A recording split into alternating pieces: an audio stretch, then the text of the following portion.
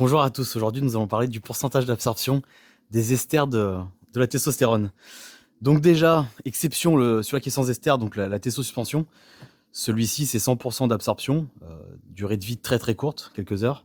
C'est plus avant une compétition, tout ce qui est compétitif en général que c'est utilisé.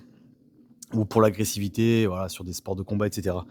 Alors avec ester, donc la propionate, absorption à 85%, donc ester court, l'énanthate 75%, la cypionate 70%, la décanoate 65% et enfin l'undécanoate 60%. La propionate, donc c'est court, tout le reste c'est de plus en plus lent. Le plus utilisé généralement c'est l'énanthate et la cipio en lente, la propio en rapide. Et vous avez une qui est pas mise, c'est le sustanon, donc c'est un mélange de molécules. Il n'y a pas de pourcentage, pourquoi? Parce que ça varie combien il y a de taux de propionate dedans, d'énanthate ou de cipio, etc. Donc enfin, il n'y a pas de pourcentage vu que c'est un mélange d'esters. Donc un ester plus court, donc il y a une meilleure absorption, pardon, mais une durée de vie plus courte.